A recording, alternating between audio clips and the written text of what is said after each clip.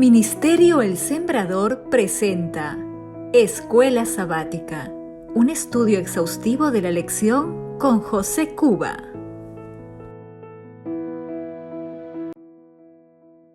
Buen día, amigos y hermanos. Bienvenidos al estudio de la lección de Escuela Sabática. Este espacio es promovido por el Ministerio Adventista El Sembrador. Para esta semana nos toca la lección número 8, que lleva por título La preeminencia de Cristo. El versículo de memoria se encuentra en Colosenses capítulo 1, versículos 15 al 20. Recordemos que la lección de esta semana está centrada justamente en el versículo de memoria. Vamos a darle lectura. Colosenses capítulo 1, versículos 15 al 20. Dice así: Él es la imagen del Dios invisible, el primogénito de toda creación, porque en Él fueron creadas todas las cosas, las que hay en los cielos y las que hay en la tierra, visibles e invisibles, sean tronos, sean dominios, sean principados, sean potestades. Todo fue creado por medio de Él y para Él, y Él es antes de todas las cosas, y todas las cosas en Él subsisten. Y Él es la cabeza del cuerpo, que es la Iglesia, el que es el principio, el primogénito de entre los muertos, para que en todo tenga la preeminencia. Por cuanto agradó al Padre que en Él habitase toda plenitud, por medio de Él reconciliar consigo todas las cosas, así las que están en la tierra como las que están en los cielos, haciendo la paz mediante la sangre de su cruz. Durante la lección de esta semana vamos a ver que el apóstol San Pablo lo que hace es tomar títulos del Antiguo Testamento para aplicárselos a nuestro Señor Jesús. De esa manera lo que hace el apóstol San Pablo es demostrar que nuestro Señor Jesús es el cumplimiento de las profecías, de las promesas, de los pactos del Antiguo Testamento. Todo lo que hizo nuestro Señor Jesús ha dado como resultado que Él tenga que ocupar el primer lugar, que haya sido hecho cabeza de la Iglesia. Y esto hace que Él sea digno de que el apóstol le aplique los títulos que menciona en esta carta. Recordemos que nuestro Señor fue plenamente divino y plenamente humano, y Él cumple con las condiciones esenciales para poder reconciliar al hombre con Dios.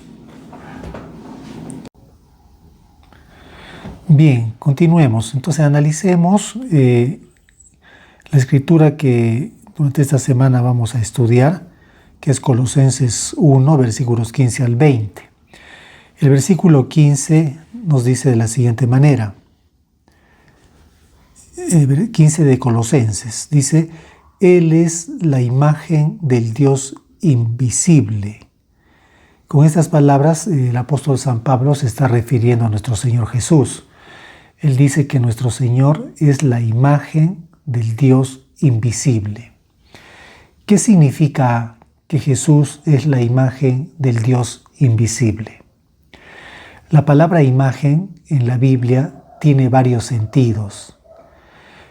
En esta ocasión yo les quiero compartir 4 sentidos de la palabra imagen. La primera tiene que ver con referencia a una representación visible y simbólica. Para esto vamos a ir al libro de Daniel, capítulo 3, versículo 1. Dice así: El rey Nabucodonosor hizo una estatua de oro, cuya altura era de 60 codos y su anchura de 6 codos. La levantó en el campo de Dura, en la provincia de Babilonia. Acá nos dice que el rey Nabucodonosor levantó una imagen de oro, una imagen muy grande, de una gran altura, y dice que la estableció en la provincia de Babilonia. Notemos entonces que la palabra imagen en la Biblia se utiliza, ¿no?, para hacer referencia a una representación visible, ¿no? Ese es uno de los sentidos que la Biblia nos da. También en la Biblia se utiliza la palabra imagen para hacer referencia a lo que tiene que ver con una semejanza moral y espiritual. Por ejemplo, eso lo podemos encontrar en Génesis capítulo 1, versículos 26 al 27. Dice así: Entonces dijo Dios: hagamos al hombre a nuestra imagen, conforme a nuestra semejanza, y señoree en los peces del mar, en las aves de los cielos, y en las bestias de la tierra, y en todo lo que se arrastra sobre la tierra. Y creó Dios al hombre a su imagen, a imagen de Dios lo creó, varón y hembra los creó. Acá se puede notar la palabra imagen como semejanza moral y espiritual.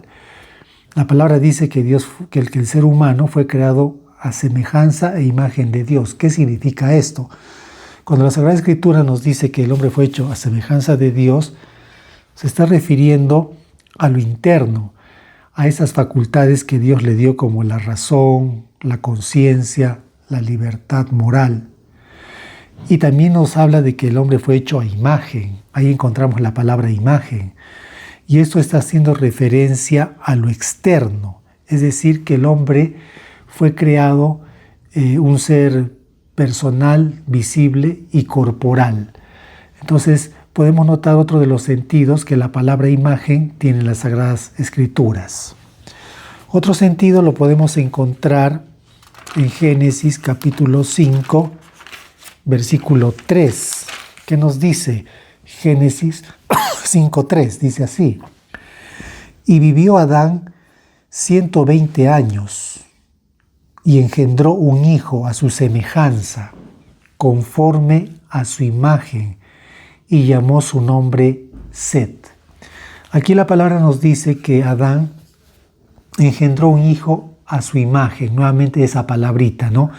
Dice que engendró un hijo a su imagen y lo llamó su nombre Set. Recordemos que Set fue el tercer hijo de Adán y Eva, que les fue dado por Dios para sustituir a Abel, quien había sido muerto por Caín. Pero notemos que en la Escritura solamente se dice de Set que fue engendrado a imagen de Adán. No se dice eso de sus otros dos hijos.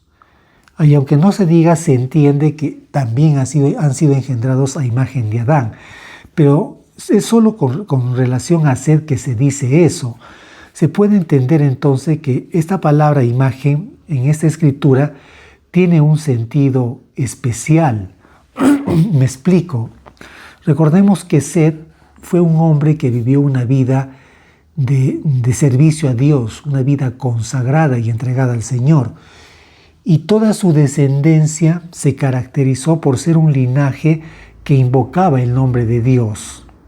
Entonces podemos notar que en Set hay una continuación de la línea de la promesa redentora.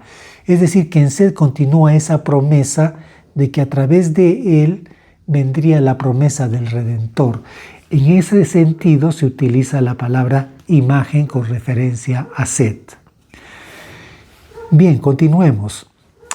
El apóstol Pablo nos dice en Colosenses 1:15 que nuestro Señor Jesús es la imagen del Dios invisible.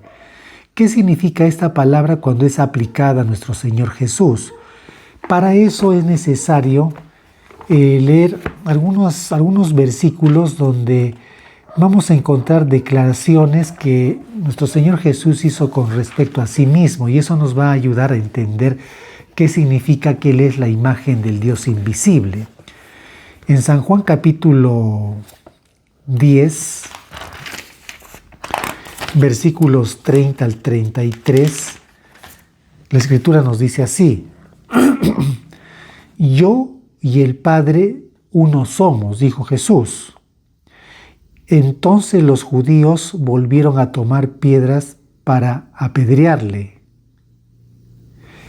Noten, acá Jesús hace una declaración, dice que Él y el Padre uno somos, dijo Jesús. Cuando los judíos escucharon estas palabras de Jesús, se llenaron de ira y dice que quisieron apedrearle. Ellos entendieron perfectamente qué significaban esas palabras, porque más adelante le dicen: no te vamos a apedrear por buena obra, sino porque tú, siendo hombre, te haces igual a Dios. Notemos que esa expresión lo que significa es que Jesús estaba declarando, afirmando que Él es coigual con Dios, con el Padre. Ahora, noten lo que nos dice San Juan capítulo 5, versículo 18. Vamos a leerlo. Dice así: por esto los judíos aún más procuraban matarle, porque no solo quebrantaba el día de reposo, sino que también decía que Dios era su propio Padre, haciéndose igual a Dios. Noten que Jesús decía que el Creador era su Padre, y al hacer esta declaración lo que él estaba afirmando o estaba haciendo es que se estaba declarando igual al Padre.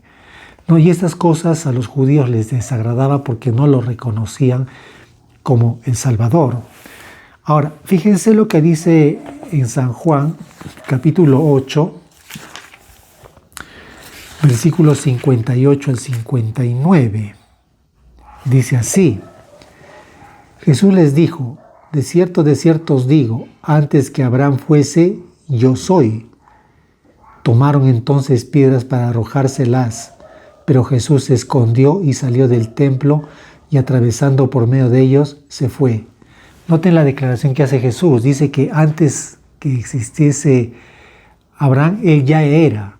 Y dice, antes que Abraham fuese, yo soy. Esa palabra yo soy nos recuerda a ese momento cuando Moisés le preguntó al Padre, ¿no? Cuando tú me envíes a Egipto, ¿qué les diré? ¿Cuál es tu nombre? ¿Qué dijo el Señor? Yo soy, te he enviado. Jesús, al hacer esa declaración, estaba diciendo, yo soy Dios, ¿no? Se estaba haciendo coigual con el Padre. Entonces notemos por estas referencias bíblicas que Jesús está afirmando que Él es igual a Dios, que es coigual en esencia con el Padre. Notemos entonces que nuestro Señor no está actuando solo como Dios, sino que afirma ser uno con el Padre, coigual en esencia.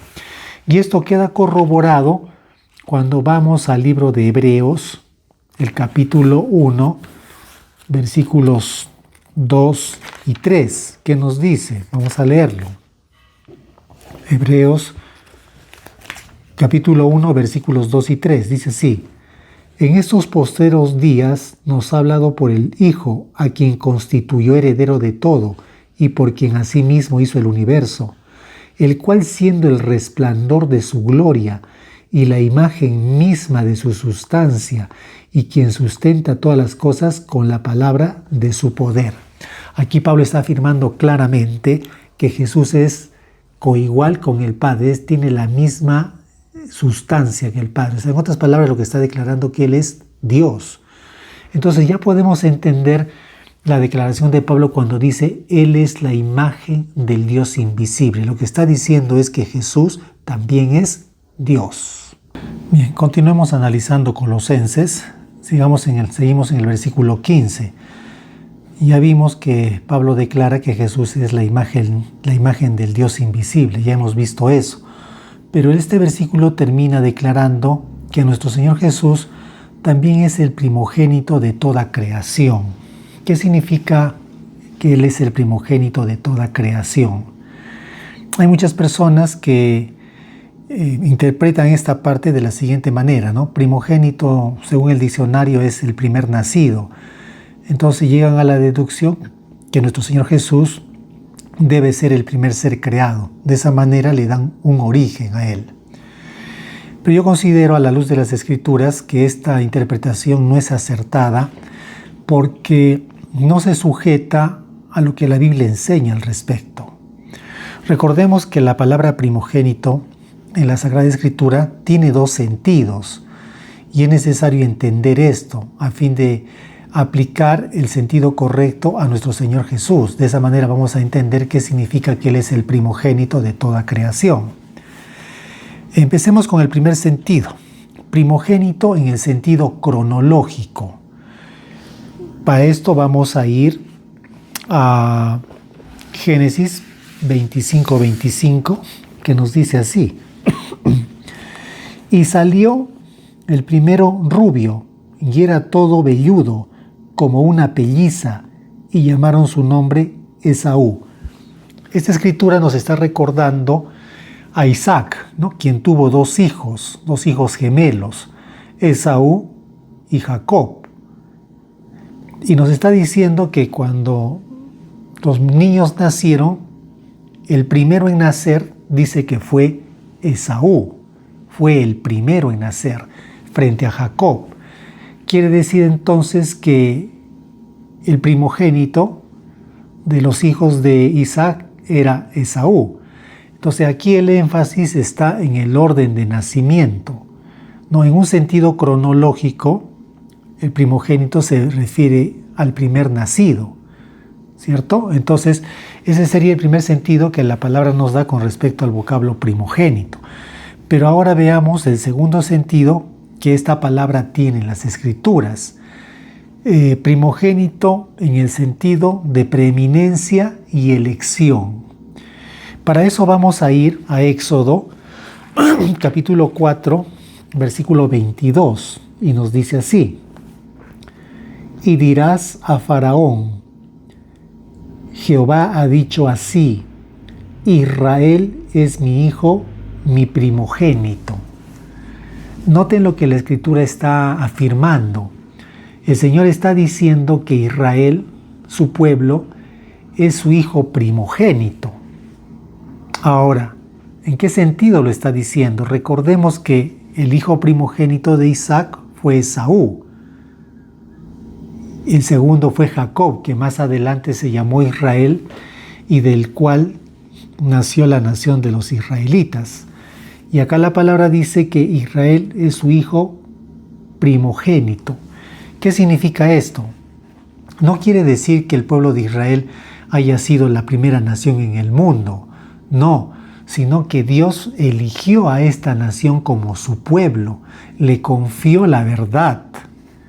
¿No? Le confió la promesa de que hizo de esta nación una portadora de la promesa de que de ella vendría el Redentor. Quiere decir esto que Israel tenía una relación especial con Dios. Eso la ponía en un lugar privilegiado, de preeminencia. Entonces, en ese sentido, se dice que Israel es el hijo primogénito de Dios. Ahora, continuemos. Por ejemplo, en el libro de Primera de Samuel, en el capítulo 16, encontramos la historia de Isaí.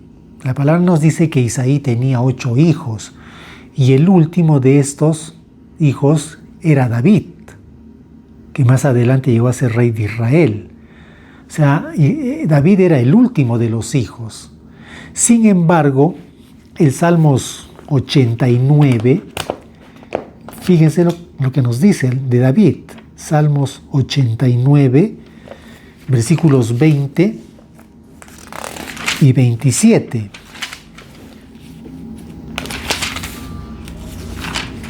Salmos 89.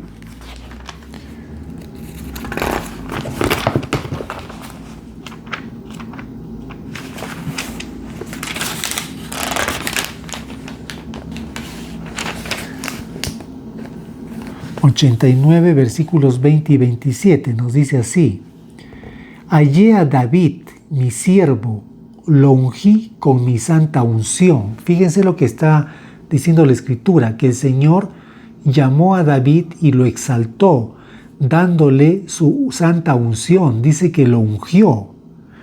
Y en el versículo 27 dice lo siguiente: yo también le pondré por primogénito, el más excelso de los reyes de la tierra. O sea, noten, el Señor llama a David, lo eleva de su condición humilde a Rey de Israel. El Señor le da su santa unción y lo unge con aceite.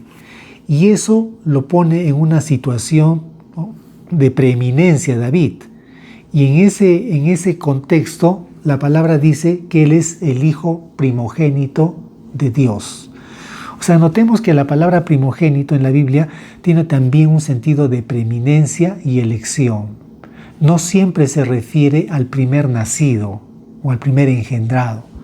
Ahora, podemos entender entonces por la Escritura que el sentido que tenemos que aplicar a nuestro Señor Jesús cuando dice que Él es el primogénito de toda creación, se refiere al sentido de preeminencia y elección, ¿no? Nuestro Señor Jesús es el primogénito de toda creación porque Él tiene la excelencia, Él tiene la autoridad suprema y total. ¿Por qué? Porque la Escritura dice en Colosenses 1:16 que Él es nuestro creador. Dice que Él ha creado todas las cosas, visibles e invisibles, sean tronos, sean potestades. No, Él nos ha creado. Entonces, en ese sentido, Él debe tener la preeminencia, ¿no? Además, dice la Escritura que no solamente le pertenecemos a Él por creación, sino también por redención somos suyos. Y eso lo coloca a nuestro Señor Jesús en una situación de preeminencia, en una posición exaltada. Y esto queda mucho más claro cuando la Escritura dice que Él es el primogénito entre muchos hermanos. Él es el primogénito de los muertos porque es el único que resucitó con un cuerpo glorificado. Y esa es la garantía que tenemos para nosotros de que resucitarán los muertos en el día postrero. Entonces, en ese sentido, nuestro Señor Jesús es el primogénito porque Él tiene la excelencia. Bien, continuemos. La lección de esta semana también nos lleva a Efesios capítulo 1, versículo 22. Nos dice así: y sometió todas las cosas bajo sus pies, y lo dio por cabeza sobre todas las cosas a la iglesia. Aquí la Escritura nos está diciendo que Dios Padre hizo de nuestro Señor Jesús cabeza de la iglesia. ¿Qué significa esto? Que Jesús es cabeza de la iglesia. ¿Por qué fue hecho cabeza del cuerpo?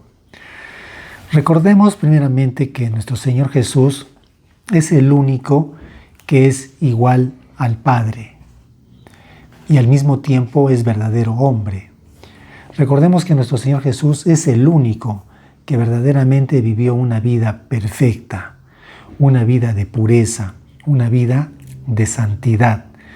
Y esto a Él lo pone en una posición de podernos enseñar cuál es el camino hacia Dios. Después de la caída de nuestros primeros padres, se levantaron preguntas en la mente de los ángeles leales y de las inteligencias que se encuentran en el universo, preguntas espirituales y morales.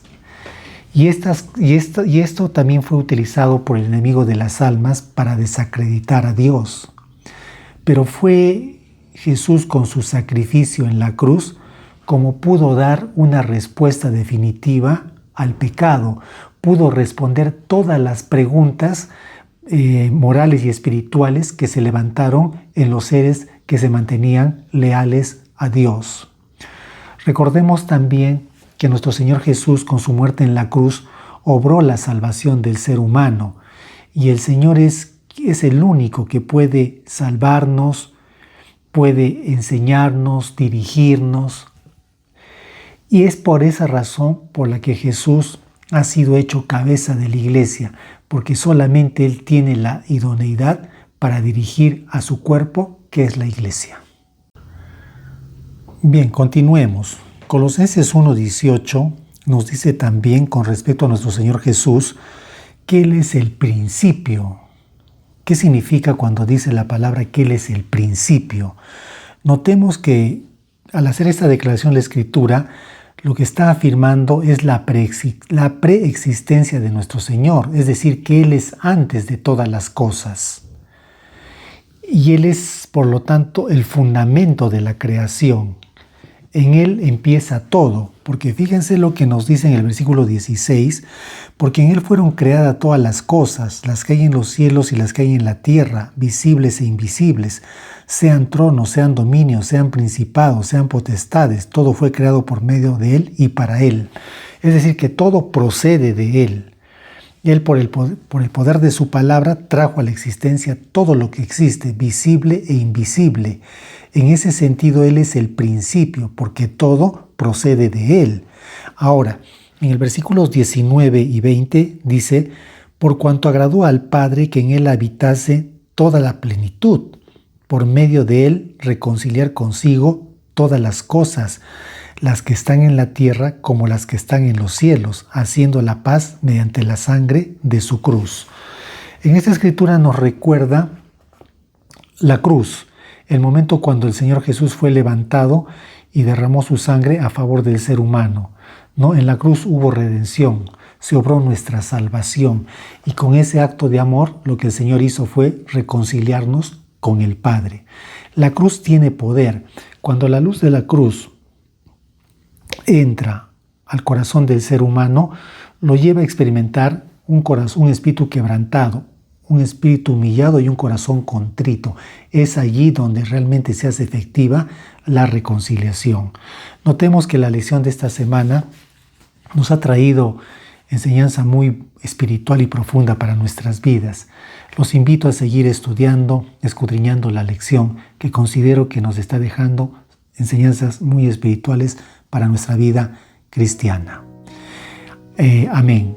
Permítanme ahora invitarlos a que se suscriban a nuestro canal, compartan nuestras publicaciones.